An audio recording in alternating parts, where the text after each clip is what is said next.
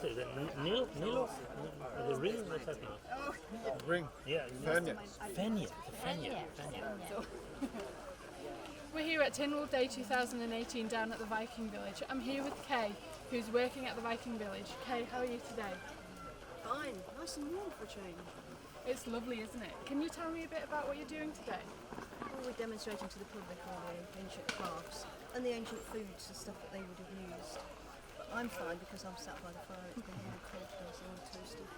It has been a bit cold earlier on today. Could you tell me a bit about what you've got on the table here, please? Well, there was no refrigeration, so you've got dried fruit, dried mushrooms, dried meat. I've hidden these under here. Dried fish. We've got wasps, that's why they were hidden.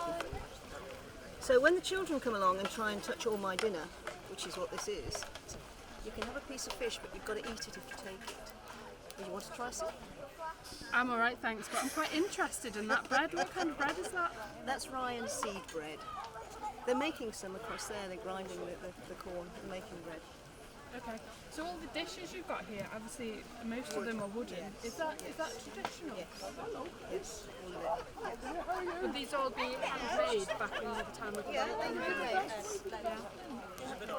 And was most of the cooking done? I can see you've obviously got your open fire there. Was most of the cooking done on the fire? It's easier. We did have ovens for bread, clay ovens for bread, but it's easier to do it in.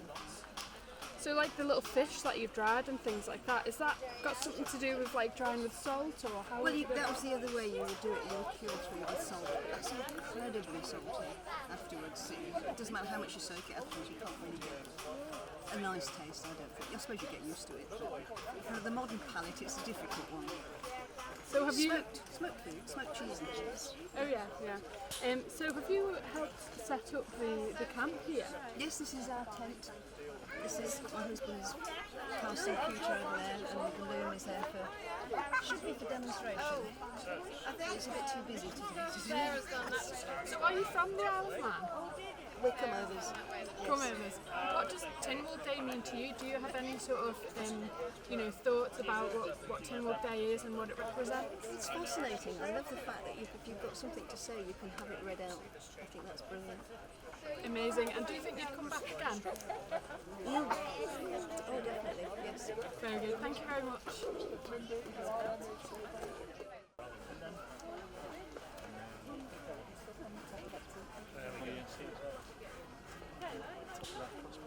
So, we did the owner's hammer. What we'll do is one of these newfangled Christian crosses that we keep rabbiting on about. Take the ladle, pour it in, and we're running out of to make some more. And we fail. Down. So anyway, just that's effective. You see the idea. Knock that out. You see the smoke part. So they did have other metals. Copper. Not much of it. It's also very soft. So although it doesn't rust, it will stretch. So really it doesn't sharpen massively in the Viking period because of course they had iron. And that's basically how the monetary system and silver used to work. So, sorry, came halfway through that. Okay. So we're here again at the Viking Village with Matt. Matt, what are you doing today? We're casting silver, jewellery and ingots. Now, for obvious reasons nowadays silver is expensive. This is actually jewellery pewter. The Vikings loved silver, it was their currency, but the currency worked on weight, not the monetary value. So when they got silver, they'd melt it down into small ingots. And if you wanted something, you'd say, how much? They'd say 14 ounces. You'd cut 14 ounces off. You'd literally hack it away, and that's where the term hack silver comes from. And if you go to the museum and have a look at the hoards you have there, you'll find that a lot of it is broken jewellery, because they're not interested in the monetary value, they're interested in the weight of silver.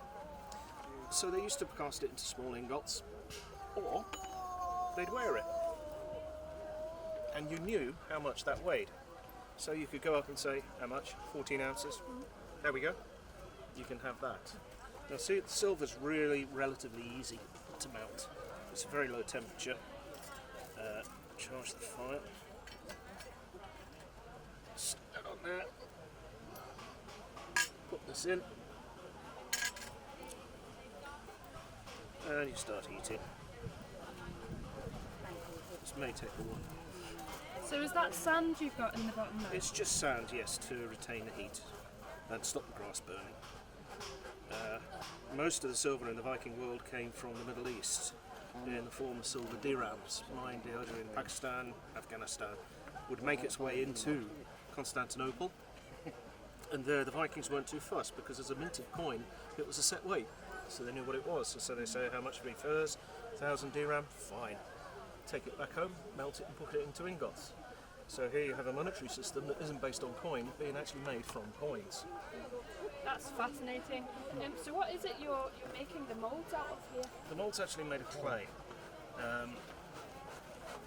They would mix up various amounts and then bake it so it becomes solid. Clay retains the heat and then you just literally tap it out once it's gone. One of the other ones here is a two-part mould. Okay. So that would be placed together that way. They would have the marks so you can line it up, and then you would have string leather tied around, and you would pour the molten metal in there. At the other end is a very, very small hole, just there, and that's to let the air out, because if you trap the air under the silver, bang. So obviously you said this was a type of currency. So is this something your average Joe would sort of do, or is it something people went to a specialist to get done? Jewellery you would go to a specialist, but if you've been away turning over a church and just come back, you'd probably just melt it, and it's fairly easy to make the ingots and stuff. So you would have your artisans doing the jewellery. If you just wanted to make it, melt it into that, you could do it at home. Great. And what kind of temperature does this have to get to for the silver to It's melt? about 320 degrees C. It's this is probably going to need a little more heat going time-wise, so I've just had to recharge it. But it's about 320 degrees, I think. It is for this pewter, so it's relatively cool, unlike steel, which is 1200 degrees Right. Yeah. and needs a special furnace. So we'll probably have to cut and edit this for the time. That's okay. We can do that. That's fine. Yeah. And we just had a failure actually. Across them. That's why it's all scuffy. Yeah. Scrubby. So is this your first visit to the Isle of Man? No, I live here. You live here? I live here, yes, yeah. That's amazing. So what does Tynwald Day mean to you? A lot of hard work. Yeah, I bet. No, I it's bet. quite a thing, although I must confess I am not Manx. It's intriguing to see and interesting to see a tradition from the Viking era that's lasted over 1,000 years, and it still harks back to the island's roots and their identity. It's maintaining the island's identity, which I like. Oh, there we go. We're starting to You melt. can see that starting to melt there now. Yeah. And so that's good to watch the tradition that's carrying on. So how did you get involved with the Viking Village? Is this something you sort of do in your We spare saw it time at as well? Tynwald. We were very lucky to get tickets to 2015, and the Viking Village was here, and both my wife and I are interested in history, and we decided to give it a go, and it was good fun. I'm always a big fan of technology that doesn't require a 3-pin plug. Alternatively, I'm getting ready for World War IV. Right, yeah.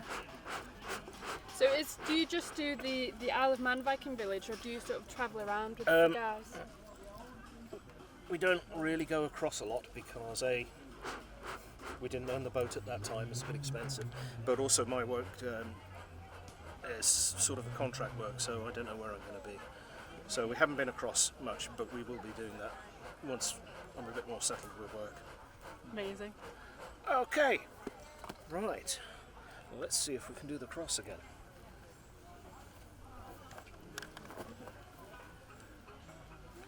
Pull this in, make sure it fills. Put that back on so we don't lose the heat. Now, we'll just sit here and wait. In actual fact, I'll speed it up for you. And you will see it changes colour. That's crystalline metal. Crystals in the metal forming. Just give it a bit quick. Wow, so it really doesn't take long to start solidifying, No, it will does it? be too hot to handle. But there we go. Wow, that's amazing. And then you would trim that, file it to shape, drill a hole, and you have a small pendant. So what do you think you'll do with that now? Will it be melted back down to Here it something goes else? back in or- again, and I'm going to have a go at the two-part mould in a minute. So do you keep any of these items or sell them or anything like that? No, I just do it for fun, basically. Yeah. Great, that's really interesting. If you want to see the real good stuff, have a chat with Adam over there. Okay, That's we the will. real deal. Thank you so much for No having problem. us. Take Okay. care. See you.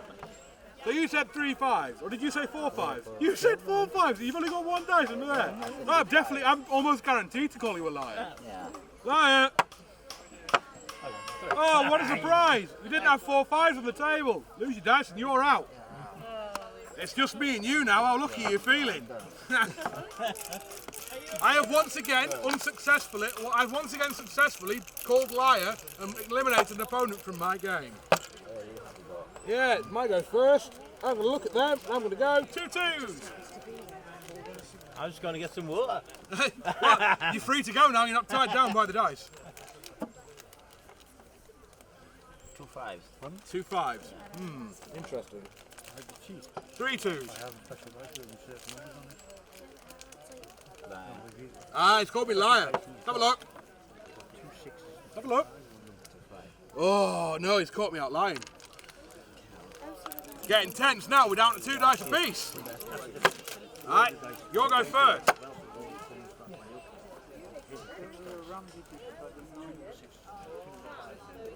Remember, you can call 1 of anything if you're brave enough. You can call one of anything. Yeah.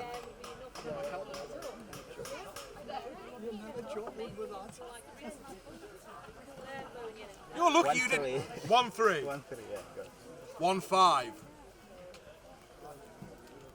Sorry, no, let's make this interesting. 1 6. You can't beat that unless you go to 2s. Okay, liar then, go. You calling me a liar at 1 6? Oh, come on. There's a 6 right there. You lose a dice. I get to roll. I've got 2 dice. You've only got 1. Who do you think's going to win this? He's kind of the better player.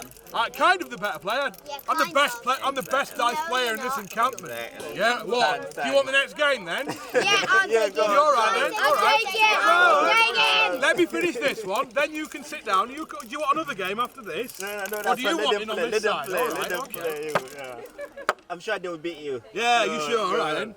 So, you got called a liar, Yeah, go on then. and you lost. So it's my go again. So I like to look under my dice, and I'm going to call again. 1 6.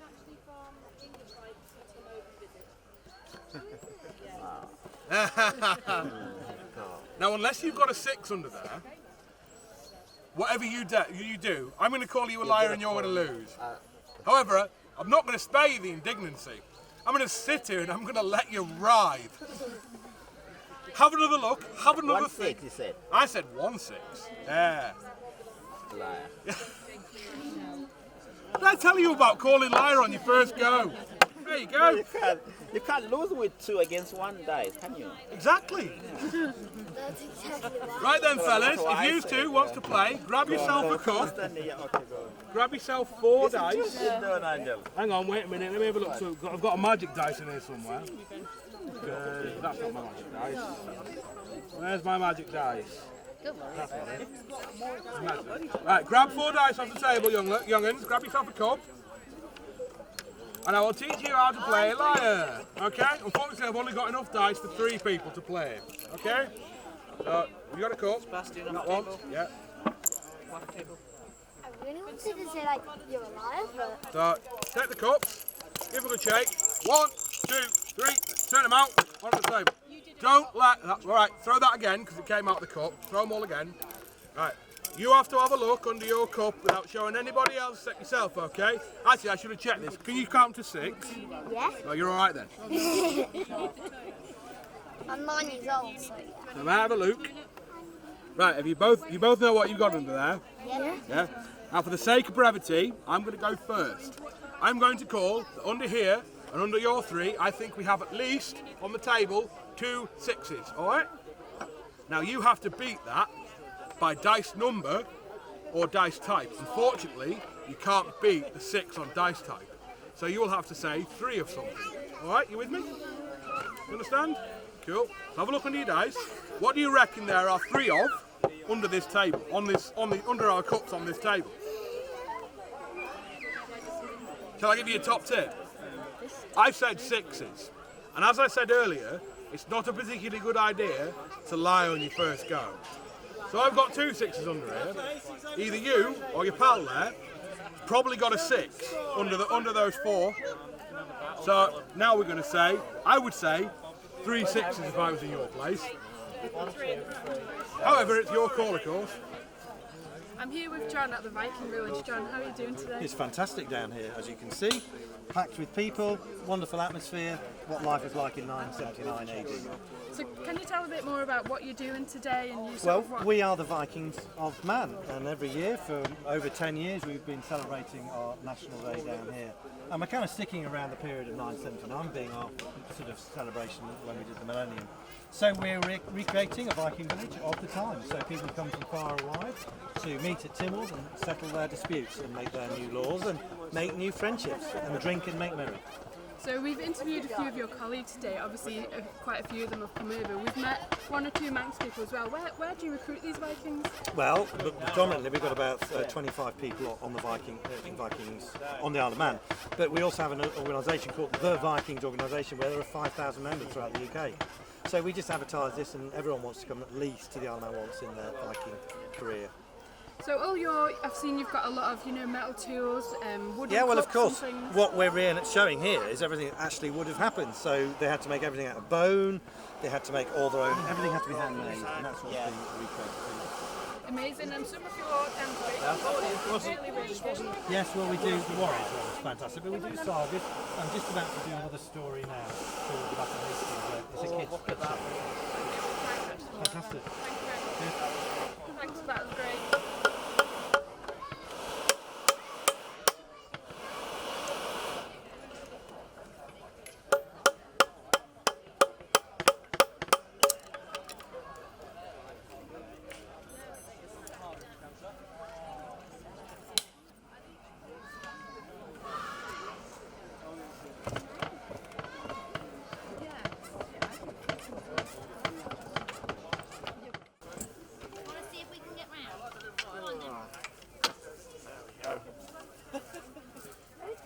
Look after this one, it's precious. Alright. Look after herself.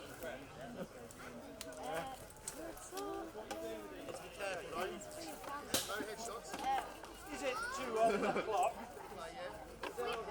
I play with you. There you go. Thanks time. Trade on her, ladies and gentlemen. I'm not having this. No.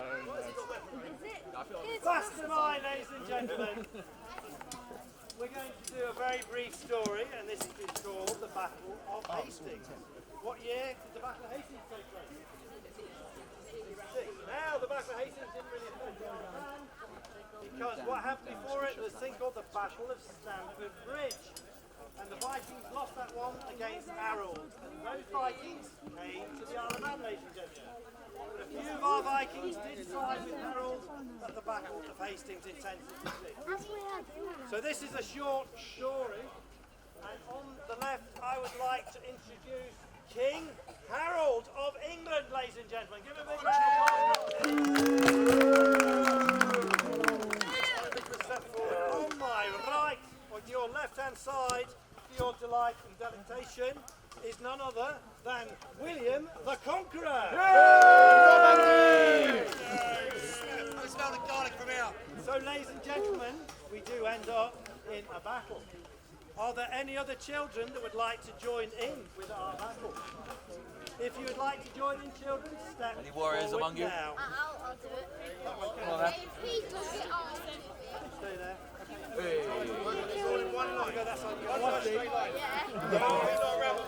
I don't need any. No.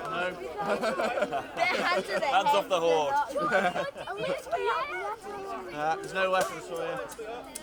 Run out. we don't have weapons. Who needs weapons? You don't need them. That's it. You're not actually fighting them. They're Saxons, you don't need weapons. Anyone else? Okay, ladies and gentlemen, I'd like to tell you at the Battle of Hastings, it happened in days long gone by, when Duke William became King of England, and Harold, he got shot in the eye. Well, it was like this one day in October. The Duke, who was always a bit of a top, he had no battles on that day, so he'd given his lads a day off. Oh, great. Okay, you got to act this. Now, they'd all taken boats and gone fishing. Fishing, come on, do fishing. Come over here, come over here, come over here. Go fishing. Go fishing, go fishing. That's it, you got to act it out. Okay. We'll do this again in a minute when we rehearse it. Okay, they'd all taken boats and gone fishing. When somebody whispered in Conqueror's ear, let's go and put breeze up Saxons. By gum, said Bill, that's a good idea. Hands up, who's coming to England? Hands up. That was right, because none of them had any choice. Well, they set off at tea time, and the sea was so calm and so still. But by 10:15 the next morning, they'd arrived at a place called Bexhill. Harold, he was there when they landed, his face full of venom and hate. And he shouted, if you come for this year's regatta, you come 6 weeks too late. Well, at this, William rose cool but haughty and said, we'll have none of your cheek. In fact, let's get throne reupholstered. I'll be wanting to use it next week. You only get one set of cheeks. Yes. Well, Harold, when he heard this here defiance, Children present. with rage, he turned purple and blue and started shouting rude words in Saxon. To which William replied, And you? and you. Well, it was a beautiful day for a battle, and the Normans set off with a will. And the Normans set off with a will. Move forward. And when both sides, you go this way.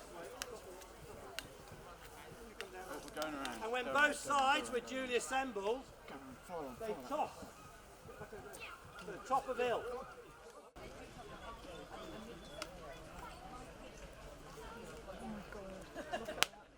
No killing. Right, this is a fun part. Right.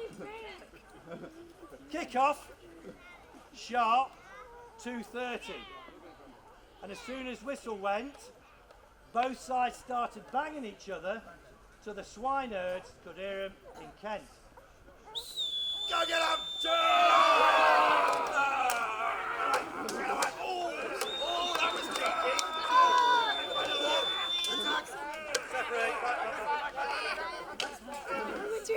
Retreat! Retreat, good order! Retreat, good order! Now, just as William had planned, a bow and arrow he drew, and he went right up, he went right up, he went right up, he went right up to Harold and he shot him. He were offside, and then the Normans turned round in a fury and gave back parry and thrust till battle was all over by the shouting, and you couldn't see Saxons for dust. Run away, Saxons! Cowards!